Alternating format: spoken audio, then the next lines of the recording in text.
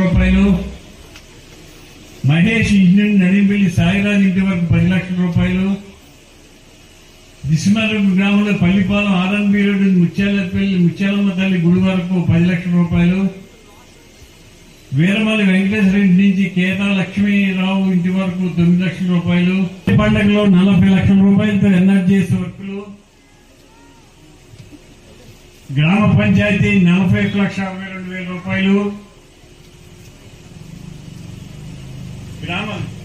గ్రామ పంచాయతీ నుంచి 4 లక్షల ఒకటి, 4.5 లక్షల ఒకటి, 2.5 లక్షల ఒకటి ఈ పనులు కూడా చేయడం జరుగుతుంది.